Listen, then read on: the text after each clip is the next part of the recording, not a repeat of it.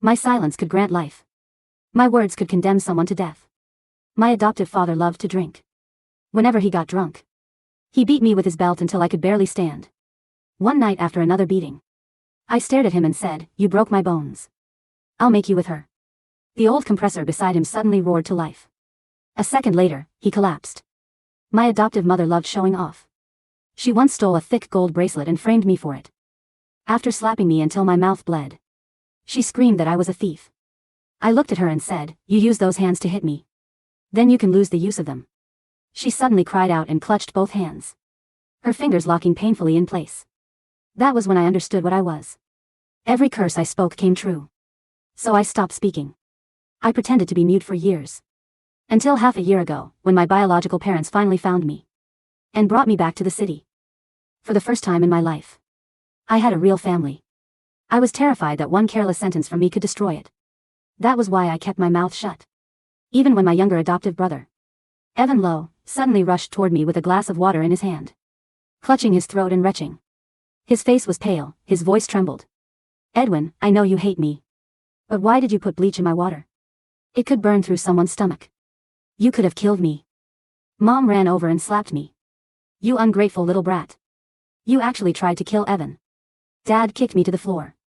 "So this is what you learned growing up in the middle of nowhere? Jealousy and cruelty? Get on your knees and apologize." I stayed on the floor and looked at Evan behind Mom's shoulder. The corner of his mouth curled into a smug smile. "Fine." I clenched my teeth. If they wanted me to kneel and speak so badly, maybe I should finally give them what they wanted. I lifted my eyes to Evan and slowly opened my mouth. "Edwin, if you really didn't want me to go, you could have just said so. Why did you put that stuff in my water?" Evan trembled as he spoke, crying so hard he could barely breathe. "Mom, Dad. If Edwin can't stand having me around, then I won't go on the trip. I don't want to make him uncomfortable." The more pitiful he looked, the more heartbroken Mom became. She grabbed a bottle of disinfectant from the cabinet and hurled it at me. "Look how considerate Evan is. Then look at you. How did I give birth to someone?" This cruel plastic bottle struck my cheek. My mouth filled with the metallic taste of blood. I still said nothing. Whenever I opened my cursed mouth, someone paid the price. And during the 6 months since I returned to the Lowe family, these people had treated me better than anyone ever had. I was always cold. The mom knitted sweaters for me herself and piled extra blankets on my bed. Whenever Dad came home from work, he brought me a warm cinnamon roll from the bakery around the corner and told me it had been my favorite when I was little. Even Sharon, my sharp-tempered older sister, had quietly slipped me a bank card on payday. "Use it if you need anything." I had waited my whole life for this kind of affection. I was afraid one angry sentence would take it all away. So I stayed silent. Sharon came out of the bathroom, snatched the train ticket from my hand, and tore it in half. "Evan can barely bring himself to step on an ant. And you tried to poison him with disinfectant?" She threw the pieces at my face. "If you can't stand seeing anyone else happy, then stay home this weekend. You're not going anywhere." She turned to Mom and Dad. "Change the bookings. Well, take Evan with us and leave him here to think about what he did." Dad grabbed my arm and shoved me into the spare bedroom, then locked the door from the outside. "No one gives him food without my permission. A few days alone might finally teach him something." Their voices faded down the hallway. A few minutes later, I heard the front door close. I sat down on the cold floor of the windowless room. They were taking the family trip without me, and I still refused to speak. There was half a jug of bottled water in the room and nothing else. By the second day, my stomach cramped with hunger. By the third, I was surviving on water and whatever sleep I could get. My phone kept lighting up with the family's vacation posts. On the first day, they ate lobster at a seafood shack. Mom had her arm around Evan, smiling so brightly. She barely looked like the woman who had slapped me. The caption read, "Taking my precious boy out for a feast." On the third day, they posed on a yacht. Sharon placed an expensive necklace around Evan's neck, while friends filled the comments with praise. On the fifth night, the lock finally clicked. When the door opened, the living room light was so bright I had to squint. My whole family stood there with bags of souvenirs. Evan stepped forward, carrying a bowl of creamy seafood chowder. "You must be starving, Edwin. I bought this just for you." Then he leaned closer and lowered his voice. "So what if you're their biological son? All I have to do is cry and Mom and Dad treat you like a dog." I stared at him and didn't reach for the soup, then suddenly twisted his wrist. The hot chowder spilled over his own hand. He screamed, "Edwin! What are you doing?" I was trying to help you. He dropped to the floor, clutching his hand. Sharon abandoned her suitcase and rushed over. When she saw how red his hand had become, she spun around and kicked me in the stomach.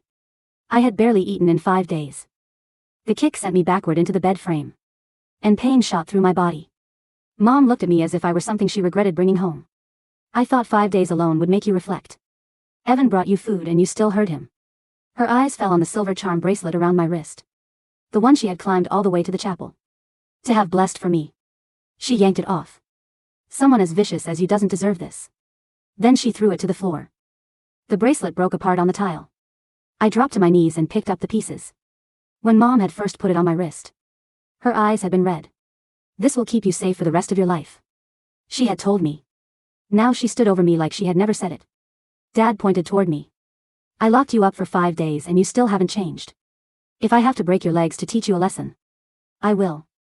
The broken edge of the bracelet cut into my palm. Evan hit against Sharon and whispered through his tears, Dad. Sharon, please. Don't blame Edwin. He was locked up for so long.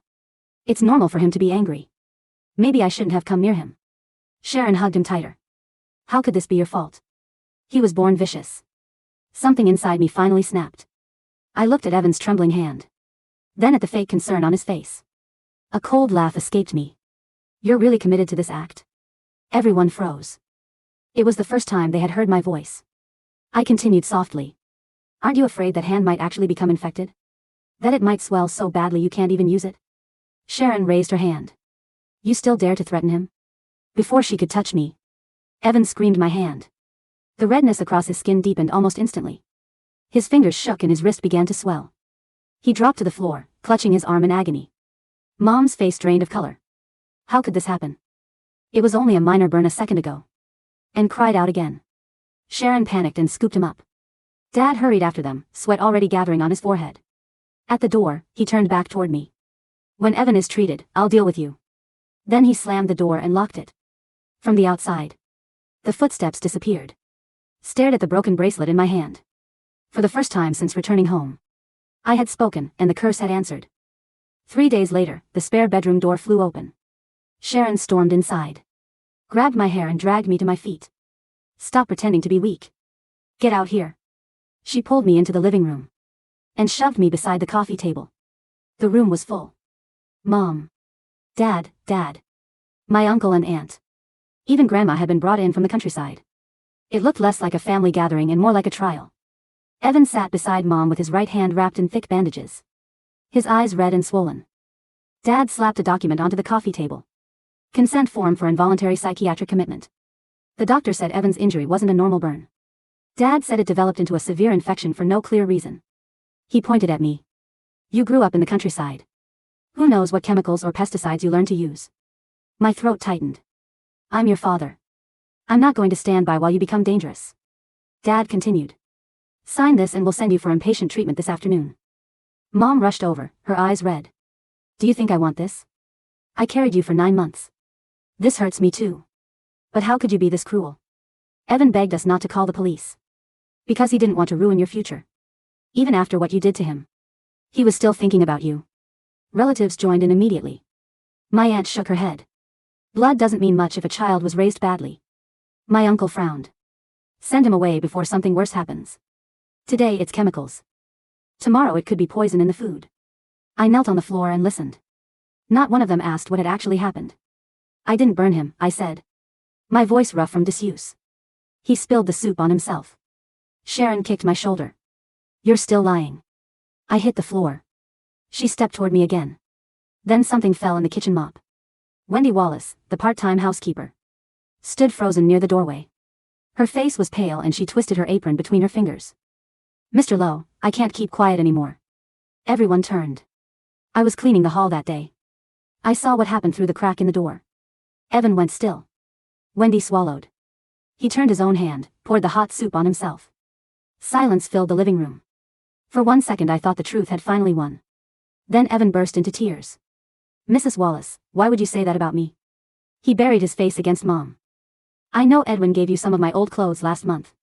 But you can't help him frame me just because you like the gifts. Mom's face twisted with fury. She marched toward Wendy. You took things from my son. And now you lie for him? I didn't lie, Wendy said quickly. I saw it. I swear. Mom shoved her toward the door. Sharon kicked aside the floor scrubber in anger. And the machine crashed over. Wendy stumbled backward, struck the cabinet. And cried out as she fell. She held a hand to her forehead, dazed. Dad looked away. Enough. Get her out. 2 bodyguards stepped forward.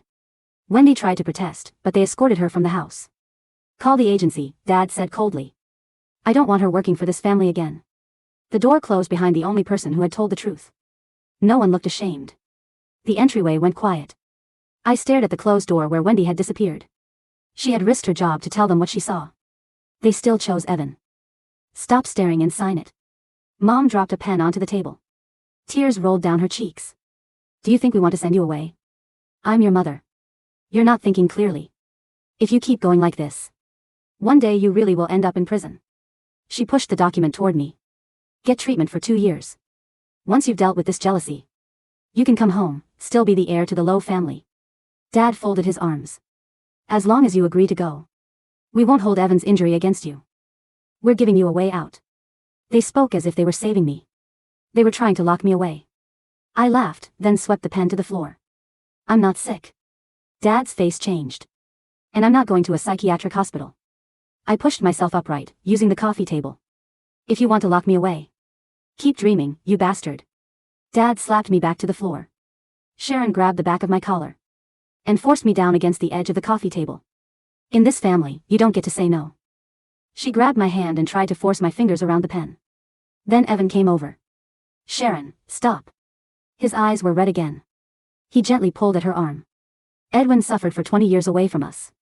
Of course he's resentful. Let's not make him sign anything. I don't care what happens to my hand. As long as Edwin can let go of his anger. That's enough. He reached toward me with his bandaged hand, pretending to help me up. I turned my face away. Fine. I clenched my teeth. They had ignored the truth. They had locked me away. They had starved me. They had blamed me for something Evan did to himself. They had even thrown out the one person who dared defend me. And now they wanted me on my knees. They wanted me to speak so I would. I slowly lifted my head and looked straight into Evan's eyes. Then I opened my mouth. Evan's hand hovered 3 inches from my face.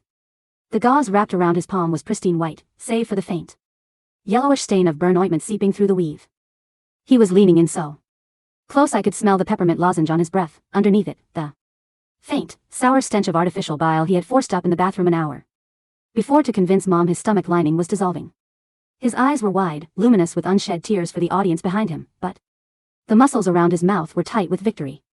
He thought he had me buried under 4 pages of psychiatric evaluation forms and a family's collective shame. Edwin suffered for 20 years, Evan murmured, his voice cracking with the exquisite tremolo of a martyr. Let's not make him sign anything. I don't care what happens to my hand, Sharon, as long as my brother doesn't hate me. Behind him, Sharon let out a choked sound of admiration, her grip on the back of my collar easing just an inch. Look at him, Edwin. Look at what a real son looks like. Even after you mutilated him, he's protecting you. I didn't look at Sharon. I didn't look at Dad, who stood with his arms crossed over his chest like an executioner waiting for the trapdoor to drop, nor at Mom, whose hand was pressed to her mouth to stifle her performative sobs. I looked directly into the black pupils of Evan Lowe. For 6 months, I had bitten my tongue until my teeth were stained pink. I had swallowed the bile, the slaps, the locks clicking shut in the dead of winter. The 5 days in the dark with nothing but a half jug of lukewarm tap water, all because I had wanted, with the pathetic desperation of a stray dog, to believe that somewhere beneath this roof was the warmth my mother had promised when she first put that silver charm on my wrist. The silver was broken on the tiles now. The links were sharp against my palm, digging into my lifeline until real blood mingled with the cold sweat of starvation. There was no warmth here. There was only an abattoir dressed in crown moldings and Italian leather. Evan, I said. The sound of my voice didn't carry the rasp of a boy who hadn't spoken in half a year. It came out low, heavy, and resonant, vibrating in the floorboards beneath our knees. The entire living room went deathly still. Uncle Robert stopped mid-whisper. Aunt Clara froze with her teacup half raised to her lips. Evan's eyes flickered. A tiny, instinctive dread flared in his chest, not because he knew about the compressor in the countryside, or the withered fingers of my adoptive mother, but because the human animal recognizes the smell of an apex predator even when it has spent its life in a cage. You told Mom that I put bleach in your cup, I whispered, leaning forward until my forehead nearly touched his. You told her your throat was burning. You told her you could barely swallow. Edwin, Dad barked from the hearth, his voice instinctively rising to crush my defiance. Shut your mouth and sign the paper. I didn't blink. I kept my eyes locked on Evan's widening pupils. Since you love the taste of poison so much, I said, each word deliberate. Falling like lead weights into a calm pond, let your throat close. Let every swallow you take feel like crushed glass and burning lie. Let your tongue rot in the mouth that told those lies, until you can never speak another word to deceive this house. Sharon laughed, a sharp, hysterical bark of disgust. Is that your defense? A curse? You psychotic little. A wet, violent gasp cut her off. Evan didn't stand up. He didn't pull back. His good hand flew to his throat, his fingers digging into his pale skin with such sudden frenzy that his manicured nails drew red furrows down his neck. HSSK. It was the sound of air trying to force its way through a wet straw. Evan's mouth fell open. His eyes bulged, the whites instantly mapping with spiderwebs of burst red capillaries. A thick, viscous string of gray saliva pooled on his lower lip and dripped onto his bandaged wrist. Evan? Mom took a step forward, her expression shifting from righteous anger to confusion. Evan, honey, what are you doing? Guh. Kitschichark. Evan rolled onto his side, his knees slamming against the edge of the mahogany coffee table. The blow sent the crystal decanters rattling, splashing amber scotch across the psychiatric commitment papers. He wasn't acting. His chest was heaving with violent, arrhythmic spasms, his ribcage caving inward with every desperate attempt to draw oxygen, but nothing went down. His tongue, swollen and mottled with dark, purplish patches like bruised fruit, protruded uselessly past his teeth. Evan. Sharon dropped to her knees, abandoning her grip on my collar. She grabbed his shoulders, shaking him. Evan, breathe. Dad, he's having an allergic reaction. Call the ambulance. Dad lunged forward, kicking me out of the way with his heavy dress shoe. The toe caught me in the ribs, a dull crunch echoing in my chest, but the pain felt distant, small, irrelevant. Get away from him, you freak. Dad roared, his face mottled with purple rage. He knelt over Evan, attempting to force 2 fingers into the boy's mouth to clear his airway. The moment Dad's fingers touched Evan's tongue, Evan convulsed. A burst of blackish, foul-smelling fluid erupted from his throat, splattering across Dad's white cuffs and the Persian rug. The stench that filled the room wasn't vomit, it was the unmistakable, sulfurous odor of decaying tissue, the rot of meat left in a sealed trunk under the summer sun. Mom shrieked, backing into the bookshelf, sending porcelain figurines crashing to the parquet floor. What did he do to him? Robert, what did he do to my baby? Dad turned his head toward me, his eyes bloodshot, veins pulsing like worms along his temples. He raised his heavy leather shoe again, preparing to bring it down on my skull. I'll kill you. If anything happens to him, I'll bury you in the woods myself. I sat on the floor, leaning back against the cold wooden leg of the sofa. I felt no panic. I felt no fear. A strange, quiet stillness had settled over my marrow. The same cold clarity that had visited me when the compressor took my adoptive father's legs. You built your fortune on stolen patents and broken promises, Robert Lowe, I said, my voice barely louder than a breath, yet it cut cleanly through Mom's screaming and Evan's suffocating death rattle. You locked me in the dark to preserve your pride. You used your strength to break my bones. Dad froze, his foot suspended in the air. Let your strength fail you, I said, staring into his furious, aging face. Let the legs that kicked your own flesh and blood turn to water beneath you. And let every dollar you hoard rot into debt until you are begging for bread in the streets you think you own. You, Dad sneered, his face contorting into an ugly sneer of pure contempt. You think you're superstitious nonsense. He brought his foot down. He didn't hit me. Mid-strike, the femoral nerve in Dad's right thigh gave out with a sickening internal twang. The muscle unspooled like an over-tightened violin string. His knee folded inward at a grotesque, impossible angle. With a muffled grunt, Dad crashed sideways, his heavy frame slamming full force into the corner of the marble fireplace. The sound of his hip cracking was sharp and distinct, like a dry branch snapping underfoot. Robert. Aunt Clara screamed, dropping her handbag. Uncle Robert stumbled backward toward the foyer, his face gray with absolute panic. Call 911. Call the police. The boy is possessed. Get out of the house.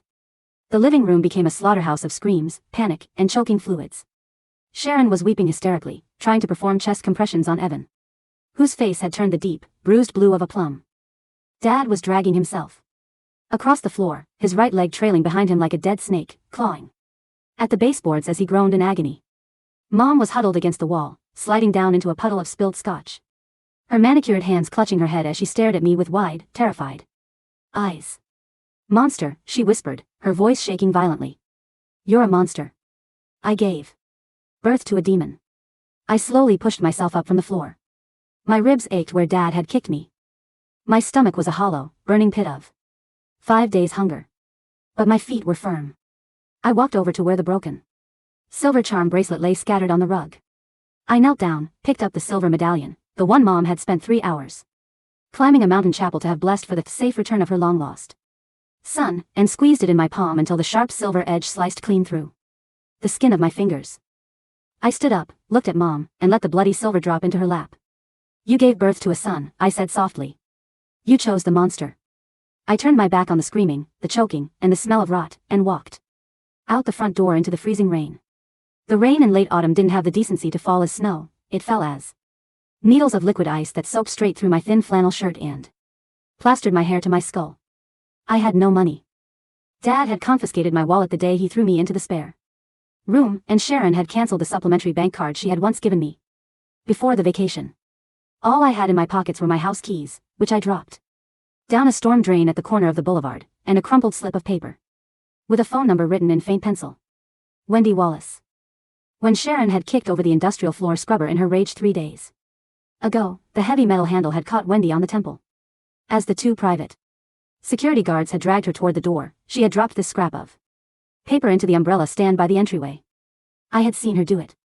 She hadn't looked back, but her eyes had met mine for a fraction of a second, a look of pure, stubborn sorrow that wasn't for herself, but for me.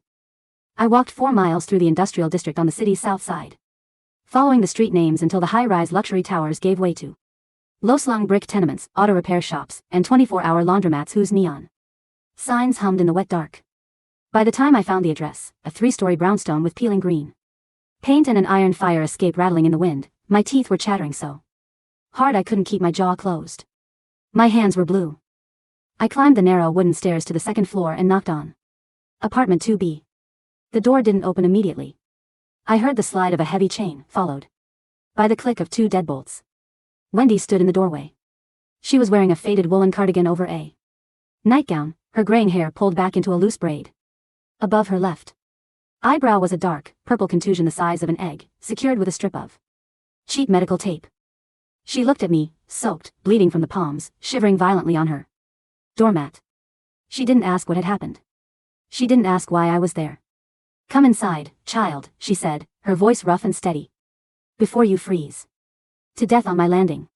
The apartment smelled of boiled potatoes, floor wax, and old radiator steam. It was tiny, barely larger than the walk-in closet in Evan's bedroom at the low estate, but the cast-iron heater clanked with steady, furious heat, and on the small formica table sat a pot of black tea under a knitted cozy.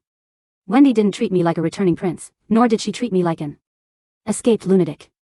She brought me a rough cotton towel, an oversized thermal shirt that must have belonged to her late husband, and a pair of thick wool socks. "Sit by the heater," she commanded gently. I sat on the wooden stool, wrapping the towel around my shoulders. My body began to thaw, a painful, prickly sensation rushing back into my fingertips and toes. She placed a bowl in front of me. It wasn't the creamy seafood chowder Evan had used as a weapon. It was a simple stew of cabbage, root vegetables, and chunks of salted pork. Beside it was a thick heel of day-old sourdough bread. "Eat," she said. I picked up the spoon, but my hand was shaking so badly the broth spilled back into the bowl. Wendy didn't mock me. She sat across from me, took the spoon from my hand, and held the bowl closer. Slowly. "If you haven't eaten in 5 days, your stomach will tear if you swallow too fast." I took a bite. The warmth spread down my throat, not with the tearing, acidic burn I had laid upon Evan, but with the quiet, restorative heat of simple food, given without conditions. Tears, hot and shameful, spilled over my lashes and fell into the broth. "They'll send the police," I rasped, my throat raw. "Dad will tell them I tried to kill them. He has the lawyers. He has the commissioner's phone number." Wendy picked up a rag and wiped the spilled broth from the table. Her movements were slow, methodical, the habits of a woman who had spent 40 years cleaning up other people's messes. Let them come, she said quietly. I went to the police precinct this afternoon, Edwin. Right after they threw me out. I looked up, stunned. You went to the police? I filed a report for assault against your sister, Wendy said, pointing to the bruise on her temple. And I gave them my statement regarding the boy. How he brought the disinfectant from the laundry room himself 2 days before the trip. How he poured the soup over his own wrist while you were sitting on the bed with your hands in your lap. She pulled a folded yellow carbon slip from her cardigan pocket and laid it on the table. It was an official police complaint receipt. The Lowe family has money, Wendy said, her dark eyes steady beneath her bruised brow. They pay the agency, they pay the country club, they pay the councilman. But the officers down at the 5th precinct are boys from my neighborhood. The sergeant's mother goes to my church. They know the Lowe name, Edwin. They know Mr. Lowe doesn't pay his subcontractors, and they know Miss Sharon drives her sports car through school zones without a care in the world. She reached out and covered my hand with her own, calloused, rough, scarred from decades of bleach and lie, but whole. They think they own the world because their name is on the buildings, Wendy whispered. They don't know the foundation is made of sand. I looked down at her hand, remembering the words I had spoken in that living room. Let your strength fail you. Let every dollar you hoard rot into debt. Wendy, I said softly, the weight of my curse hanging heavy in my chest. Things are going to happen to them. Bad things. Wendy pulled her hand back slowly, studying my face with an uncanny, ancient perception. She didn't ask how I knew. Perhaps she had seen the unnatural color in Evan's eyes when the soup hit his skin. Perhaps she had lived long enough to know that some debts are collected by hands not seen on this earth. When a tree rots from the inside, child, she said, rising to clear the empty bowl, it doesn't need an axe to fall. It only needs the wind to blow. For 3 days, the city belonged to the sirens. From the window of Wendy's second-story apartment, I watched the world move under a gray, relentless drizzle. I didn't leave the room. I spent the hours helping Wendy mend old linen, peeling potatoes, and reading the local newspapers she brought home from the corner kiosk. On the second morning, the front page of the Metropolitan Herald carried a small, discreet headline in the business section. Lowe Enterprises halts trading amid financial discrepancies, CEO hospitalized after domestic accident. The article was brief, written with the cautious neutrality of reporters who didn't want to be sued by high-priced corporate attorneys. Robert Lowe, 58, founder and principal shareholder of Lowe Real Estate Development, was admitted to St. Jude's Memorial Hospital late Tuesday evening, following a severe fall at his suburban residence.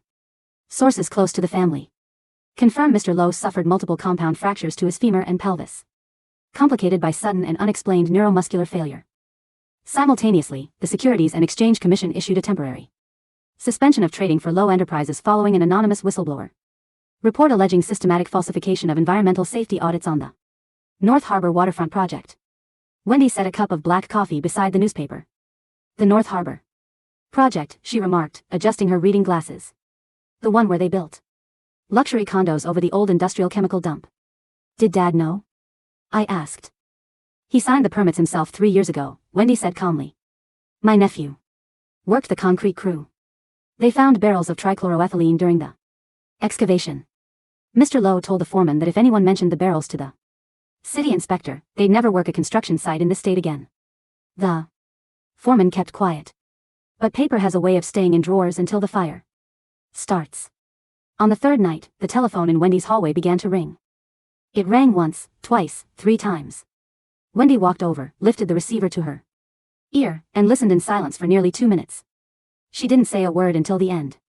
He is not here, she said coldly. And if you come to this street again, Miss Lowe, I will have the neighborhood boys take the wheels off that German car of yours. She slammed the receiver down onto the cradle. Sharon? I asked. She's at the private clinic on 8th Street, Wendy said, her face hardening. The little one. Evan. They had to cut a hole in his windpipe yesterday morning. My pulse thrummed, a slow, heavy rhythm in my ears. A tracheotomy? The doctors told them it's an idiopathic necrotizing laryngitis, Wendy said, reciting the long medical terms she had written down on a scrap of paper. They've never seen it before. The tissue inside his throat is dying off as if he swallowed a gallon of battery acid. But the toxicology screen came back completely clean. No bleach. No lye. No chemicals. She looked at me, her expression unreadable. His vocal cords are gone, Edwin. Even if the infection clears, he will never speak above a wet rattle for the rest of his life. And his right hand, they amputated 3 fingers this afternoon to stop the gangrene from traveling up his forearm. I looked down at my own hands. The cuts from the silver bracelet had closed, leaving thin, pale lines across my palm. You loved playing the invalid who was poisoned, I thought. Now you have your role. You will play it until the curtain drops. Sharon wants you to come to the hospital, Wendy added. She says your mother is losing her mind. She says Robert is paralyzed from the waist down and the bank is calling in the margin loans on the house. And what did you tell her? I told her, Wendy said, turning back to the stove to stir the kettle, that you were dead to them, just like they wanted you to be. Sharon Lowe did not know how to be ignored. Born into the apex of the city's merchant class, educated at private academies, where wealth was treated as a moral virtue, she had spent 26 years believing that the world was an interactive service designed for her convenience. When she was angry, people apologized. When she was cruel, people called it leadership. She found Wendy's apartment on the 5th day. I was sitting by the radiator, reading an old copy of The Count of Monte Cristo that Wendy had salvaged from a garage sale, when the roar of an unmuffled sports car rattled the window panes. Through the curtains, I saw her Porsche, a silver monstrosity worth more than the entire tenement block, parked half-mounted on the curb, blocking the entrance to the alleyway. Sharon climbed out. She was no longer the immaculate, sharply tailored corporate heiress who had torn my train ticket in half. Her designer camel hair coat was stained down the front with dried coffee, her hair was pulled back into a greasy, haphazard knot. Her eyes were wild, circled with rings of bruised purple exhaustion. She didn't knock. She kicked the front door of the building until a tenant on the ground floor buzzed her in just to stop the racket. Moments later, heavy footsteps pounded up the stairs. The thin wood of Wendy's apartment door shuddered under a barrage of fists. Open the door, you old hag. Sharon screamed from the hallway, her voice shrill, cracking with hysteria. I know he's in there. Open this damn door before I have the police bulldoze this rat hole. Wendy rose from her chair, wiping her hands on her apron, but I put my hand on her wrist. Let me, I said. Edwin, she's out of her mind, Wendy cautioned. She has nothing left to lose. Neither do I. I walked to the door, slid the deadbolts back with a series of heavy metallic clangs, and pulled it wide open. Sharon stood in the hallway, her fist raised for another blow. When she saw me, her breath caught in her throat. She looked at my face, at the simple wool sweater, at the complete lack of fear in my eyes, and for a fraction of a second, the manic rage in her face faltered into something resembling terror. You, she choked out. Sharon. You did this, she hissed, stepping forward into the small foyer, her voice dropping into a venomous register. I don't know how you did it, what poison you bought in the countryside, what chemical you slipped into the HVAC filters, but you did this. Dad's kidneys are failing. The doctors can't stop the necrosis in Evan's arm. And this morning the SEC froze every single corporate account. She reached into her coat pocket. Her fingers were shaking violently as she pulled out a thick manila envelope and threw it at my chest. The papers burst open, scattering across Wendy's linoleum floor. They were copies of financial records, bank statements, and legal notices, stamped with large red letters, default. The bank is foreclosing on the mansion, Sharon whispered, her teeth bared in a hideous grin of utter ruin. The estate is gone. The private shares are worthless. In 48 hours, the sheriff is going to post the eviction notice on the front gates. Why are you here, Sharon? I asked, my voice calm, level, immovable. You're going to fix it. She screamed, lunging forward, her manicured fingers clawing at the collar of my sweater. You're going to come to the hospital. You're going to tell the doctors what poison you used, and you're going to sign the conservatorship papers so I can liquidate your trust fund to pay the creditors. I looked down at her hands gripping my clothes. I don't have a trust fund, Sharon, I said. Dad revoked it the day I came back. He gave it to Evan. Remember? You were the one who witnessed the signature. Sharon's eyes darted frantically. We'll change it. We'll make Evan sign it. Back. He can't write, but we can use his thumbprint. You have to save this family, Edwin. You're our brother. Your blood. Blood? The word left my mouth like cold iron. When you locked me in that room for 5 days without food, were we blood? I asked, stepping forward until Sharon was forced to take a step back out into the drafty hallway. When Evan poured boiling soup on his own skin to frame me, and you kicked me until my ribs cracked, were we blood? When Mom ripped the silver from my wrist and threw it in the dirt, were we blood? He was just a boy. Sharon sobbed, her arrogance finally collapsing into pure, selfish desperation. He was insecure. He was afraid you would take his place. He made a mistake. He didn't make a mistake, a voice called out from the doorway. Wendy stepped forward, holding a sleek black smartphone in her hand. What is that? Sharon snapped. It's your brother's secondary phone, Wendy said calmly.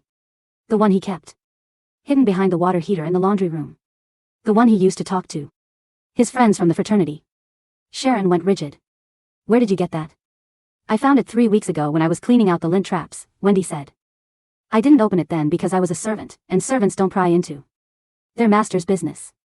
But after you threw me into the cabinet, Miss Lowe, I took it to my nephew. He's very good with computers. Wendy pressed a button on the screen. The small speaker crackled to life.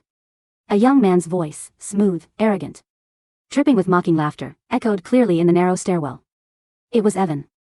I'm telling you, it's too easy. The old man is so desperate for an heir who looks good in a tailored suit that he believes every word out of my mouth. The country bumpkin doesn't even speak. He just sits there like an idiot. Laughter from another boy on the line. I bought a bottle of industrial bleach from the auto shop yesterday. I'm going to put a few drops in a glass, splash it on my shirt, and tell Mom he tried to melt my guts. Sharon will lose her mind.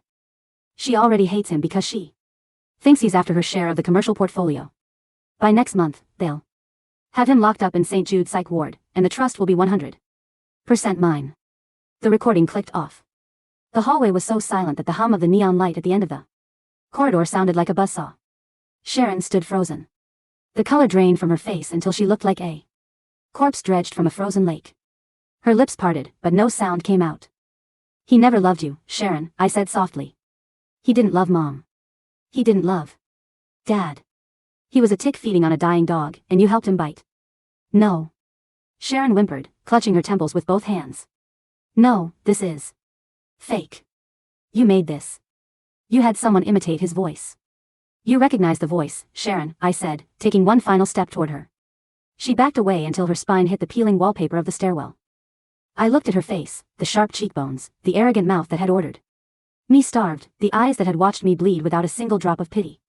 You loved your pride more than the truth, I said, my voice dropping into that dark, terrible vibration that made the dust in the air stand still.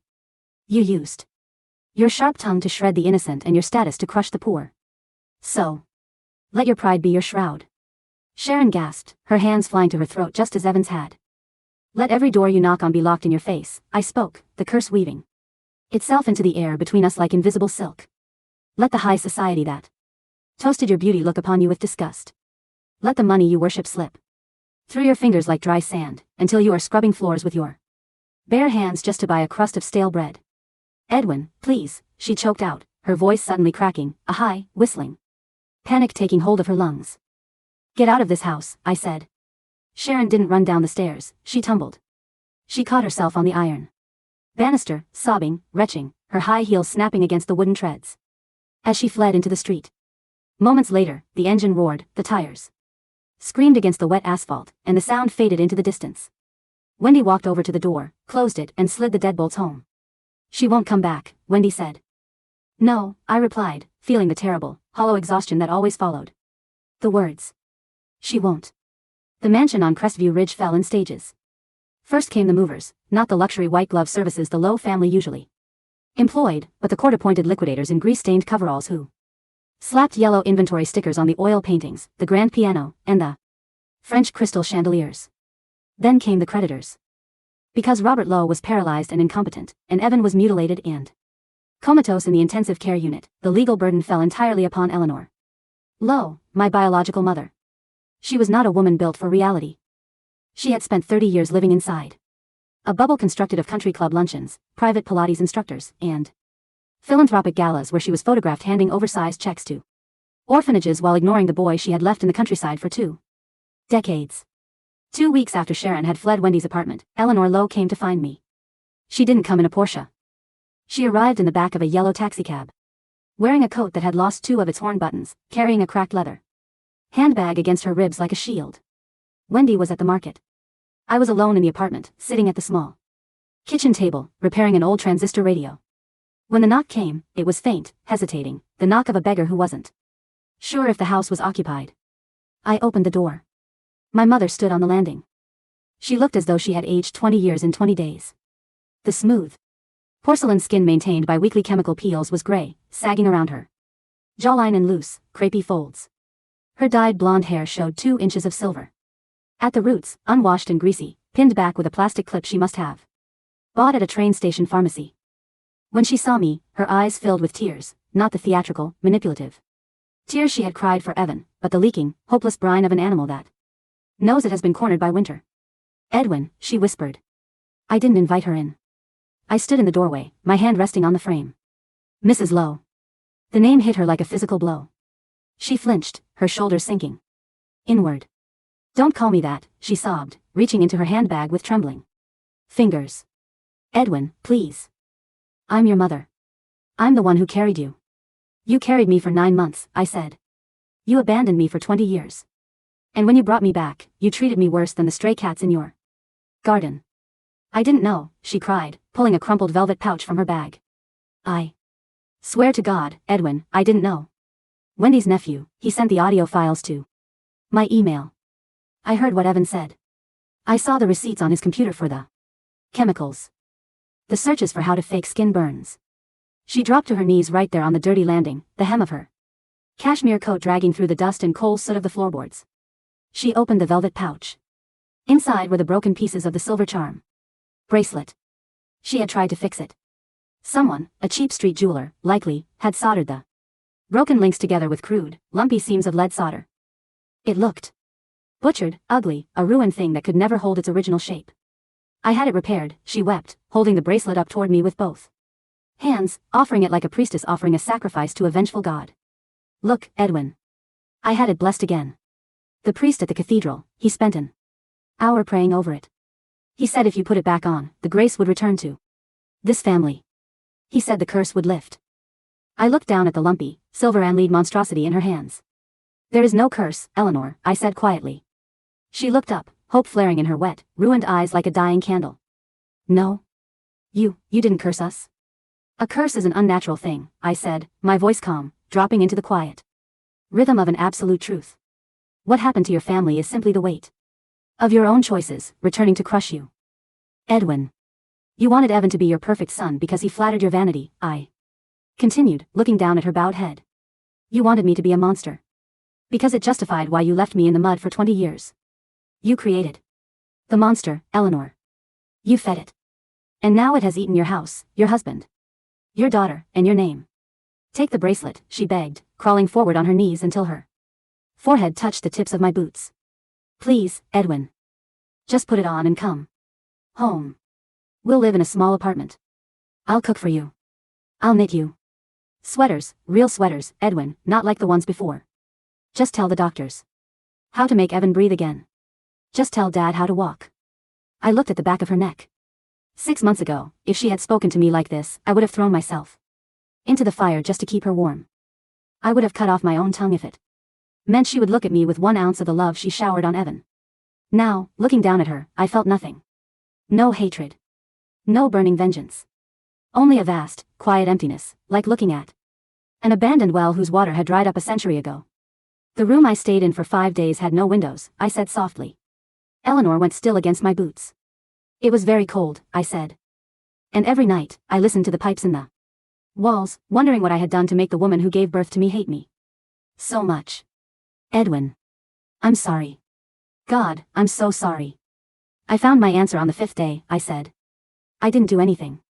You were simply a coward who preferred a beautiful lie to an ugly truth." I bent down, took the repaired silver bracelet from her trembling fingers, and walked to the window at the end of the hallway. The window was cracked open to let out the steam from the laundry below. I opened my hand, turned my palm down, and let the silver fall. It dropped 2 stories down into the muddy, waterlogged alleyway, disappearing into the muck beneath the iron fire escapes. Eleanor let out a long, keening wail, the sound of a mother who has finally realized that the child she threw away will never, ever come back from the dead. "Go home, Eleanor," I said, walking back to the apartment door. "Go take care of the son you chose." I stepped inside and closed the door. Through the wood, I listened to her weep for 20 minutes.